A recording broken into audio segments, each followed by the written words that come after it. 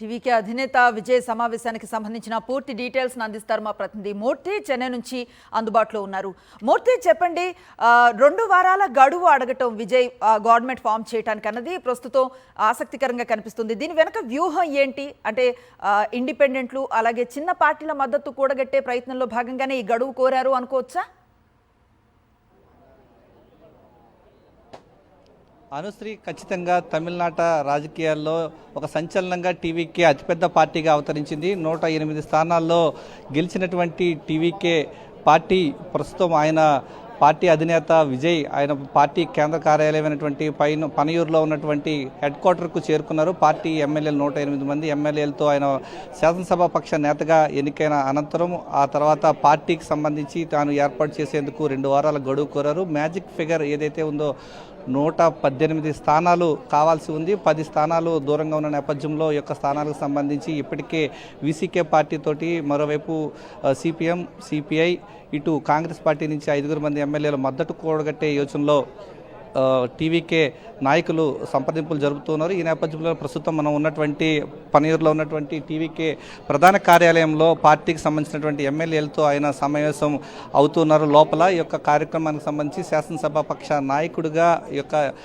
TVK party శాసనసభ పక్ష నాయకుడిగా ఎన్నికైన అనంతరం ఆ తర్వాత ఆయన ఈ 2 వారాల్లో తన యొక్క మెజార్టీ చూపించుకునేందుకు గవర్నర్ను అనుమతి కోరడం జరిగింది. 118 స్థానాలు 234 స్థానాలు ఉన్నటువంటి తమిళనాడు రాష్ట్ర అసెంబ్లీలో 118 స్థానాలు మ్యాజిక్ ఫిగర్ కావడంతో 10 స్థానాల దూరంలో ఉన్నారు. ఈ నేపథ్యంలోనే మిగిలినటువంటి పార్టీల మద్దతు కూడగట్టే ప్రయత్నంలో టీవీకే ముఖ్య నేతలంతా కూడా సంప్రదింపులు జరుపుతున్నారు. ప్రధానంగా తమిళనాట కాంగ్రెస్ పార్టీకి సంబంధించినటువంటి 5 ఎమ్మెల్యేలు, ఇటు వీసీకే పార్టీ నుంచి 2 ఎమ్మెల్యేలు, పిఎంకే పార్టీ నుంచి మరో 2 ఎమ్మెల్యేలు, సిపిఎం పార్టీ నుంచి 2, సిపిఐ పార్టీ నుంచి 2 ఎమ్మెల్యేలు, డిఎండికే నుంచి 1 పార్టీ ఎమ్మెల్యే ఇటు మద్దతు కూడగట్టే యోచనలో ప్రస్తుతం పార్టీ సంప్రదింపులు నడుపుతోంది. ప్రస్తుతం పార్టీ కార్యాలయం వద్ద భారీ బందోబస్తు ఇక్కడ ఏర్పాటు చేశారు. మరికొద్దిసేపట్లో శాసనసభ పక్ష నాయకుడిగా విజయ్ ఎన్నికైన తర్వాత అటు నేరుగా ఆయన ఇటు గవర్నర్ కలిసేటువంటి అవకాశాలు కనిపిస్తున్నాయి. ఇప్పటికే తమిళనాడు ముఖ్యమంత్రి స్టాలిన్ తన రాజీనామాను గవర్నర్ కార్యాలయానికి పంపించారు. ఈ నేపథ్యంలో తమిళనాట ఒక సరికొత్త వాతావరణం నెలకొని ఉంది. తమిళనాట రాజకీయాల్లో సరికొత్త యుగానికి నాంది పలికినటువంటి ప్రాంత ప్రజలు టీవీకేకు పట్టం కట్టారు. యంగ్ డైనమిక్ లీడర్గా టీవీకే అవతరించినటువంటి నేపథ్యంలో విఎన్ తమ పార్టీ ఏర్పాటుకు సంబంధించి అన్ని ఏర్పాట్లు సిద్ధం చేసుకుంటున్నారు. ఈ నేపథ్యంలో 2 వారాల గడువు కోరటం, మరోవైపు ఆయన 2 స్థానాల్లో గెలిచిన నేపథ్యంలో శ్రీపెరంబదూరు నుంచి ఆయన ఎమ్మెల్యేగా కొనసాగబోతున్నారు. మరోవైపు తిరుచిరాపల్లి ఈస్ట్ స్థానానికి రాజీనామా చేసేటువంటి యోచనలు కూడా ఆయన ఉన్నట్టుగా తెలుస్తుంది. ప్రస్తుతం డిఎంకే, ఏఐఏ డిఎంకేల్లో అంతర్గతంగా ఎలాంటి ఆందోళన కనిపిస్తోంది?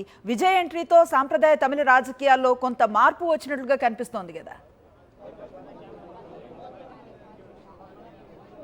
దశాబ్దాల తరబడి తమిళనాట రాజకీయాలు శాసిస్తున్నటువంటి డిఎంకే పార్టీతో పాటు అన్నా డిఎంకే పార్టీ కోటలు బద్దలయ్యాయని చెప్పాలి. ప్రధానంగా ఈ పార్టీ కంచుకోటగా ఉన్నటువంటి చెన్నై సిటీతో పాటు తమిళనాడు రాష్ట్ర వ్యాప్తంగా మొత్తం 108 స్థానాల్లో టీవీకే ఘన విజయం సాధించింది. ఈ నేపథ్యంలో ప్రధానంగా డిఎంకేకి సంబంధించినటువంటి నాయకులు, ఇటు అన్నా డిఎంకేకి సంబంధించినటువంటి కొంతమంది ఎమ్మెల్యేలు కూడా టీవీకే సంప్రదిస్తున్నట్లుగా సమాచారం ఉంది. ఈ నేపథ్యంలో పార్టీ బలాబలాల నేపథ్యంలో 10 మంది ఎమ్మెల్యేలు అవసరం ఉన్న నేపథ్యంలో దానికి సంబంధించినటువంటి మ్యాజిక్ ఫిగర్ 118కి చేరుకునేందుకు టీవీకే ముఖ్య నాయకులు ఇప్పటికే గ్రౌండ్ లెవెల్లో అన్ని సంప్రదింపులు జరుపుతూ ఉన్నారు. ప్రధానంగా చెన్నై లాంటి మహానగరంలో మొత్తం 16 అసెంబ్లీ స్థానాలుంటే 14 స్థానాల్లో టీవీకే ఘన విజయం సాధించడం, ఇక్కడ కేవలం చెపాక్ నుంచి ఏదైతే డిఎంకేకి సంబంధించినటువంటి ఉదయనిధి ఒక్కరు మాత్రమే గెలిచారు. మరోవైపు హార్బర్ నుంచి శేఖర్ బాబు మంత్రిగా పనిచేసినటువంటి శేఖర్ బాబు మాత్రమే గెలిచారు. మిగిలినటువంటి 14 స్థానాల్లో టీవీకే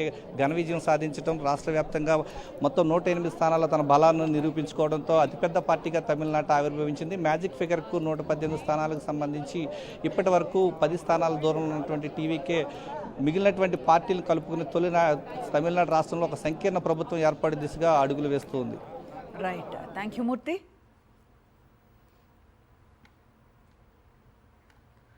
తమిళనాట విజిల్ మోత మోగింది. విజయ్ స్థాపించిన టీవీకే అతి పెద్ద పార్టీగా అవతరించింది.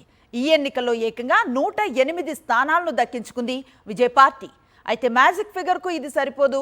ఆయన ప్రభుత్వాన్ని స్థాపించాలి అంటే మరో 10 మంది ఎమ్మెల్యేల మద్దతు అవసరం. మరి విజయ్ ఏం చేయబోతున్నారు?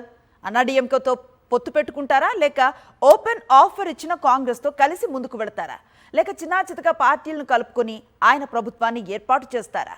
ప్రభుత్వాన్ని ఏర్పాటు చేయడానికి ఆయన ముందు ఉన్న ఆప్షన్స్ ఏంటి?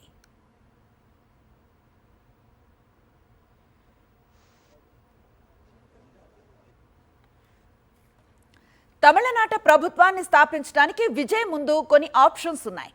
ఎన్నికలకు ముందు విజయ్తో పొత్తు పెట్టుకునేందుకు అన్నాడీఎంకే ప్రయత్నించింది. రాష్ట్రంలో సగానికి పైగా సీట్లు తమకే కావాలని, విజయ్ని ముఖ్యమంత్రి అభ్యర్థిగా ప్రకటించాలని టీవీకే డిమాండ్ చేయడంతో చర్చలు విఫలమయ్యాయి. కానీ ఇప్పుడు అదే నిజమైంది. సీఎం విజయ్ మాత్రమే కాబట్టి అతడితో చేతులు కలపడానికి అన్నాడీఎంకే ముందుకు రావచ్చు. కానీ ఇక్కడ ఓ సమస్య ఉంది. డీఎంకేను తమ రాజకీయ శత్రువుగా ప్రకటించిన విజయ్ బీజేపీని సైద్ధాంతిక శత్రువుగా చెప్పుకొచ్చారు. కాబట్టి అన్నాడీఎంకేతో పొత్తు పెట్టుకోవాలనుకుంటే ఆ కూటమిలో ఉన్న బీజేపీని వదులుకోవాలనే కండిషన్ పెట్టచ్చు. దీనికి అన్నాడీఎంకే అంగీకరించినప్పటికీ విజయ్కి ఒక సమస్య ఉంది.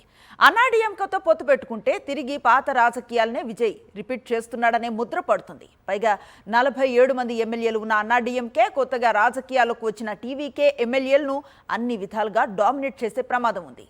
అప్పటిక పార్టీలో అంతర్గత కుమ్ములాటలు తప్పవు.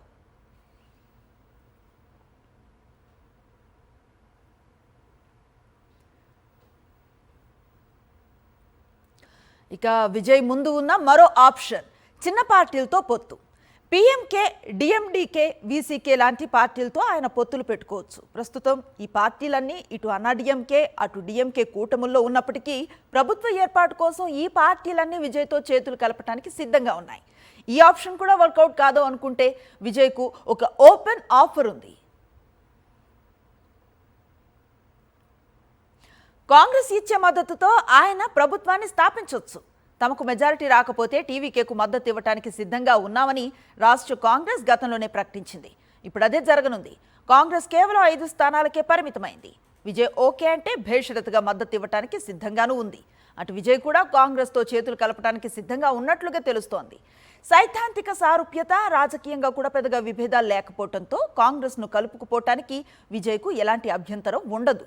అటు కాంగ్రెస్ కూడా డీఎంకేతో అసంతృప్తితో ఉంది. సీట్ల కేటాయింపులోనే కాదు, స్టాలిన్ ప్రభుత్వంలో కూడా తమకు ప్రాతినిధ్యం కల్పించలేదనే కోపం హస్తం పార్టీలో ఉంది. కాబట్టి కూటమి నుంచి బయటకు వచ్చేందుకు కాంగ్రెస్ ఎప్పుడూ సిద్ధమే. ఇక చెరో 2 స్థానాలతో సిపిఎం, సిపిఐ సిద్ధంగా ఉన్నాయి. అటు డీఎంకే కూడా విజయ్కు మద్దతు ఇచ్చేందుకు రెడీగానే ఉంది. కాంగ్రెస్, కమ్యూనిస్టులతో పాటు మరికొన్ని చిన్న పార్టీలతో కలిసి విజయ్ ప్రభుత్వాన్ని స్థాపించే అవకాశం ఉన్నట్లుగా తెలుస్తోంది.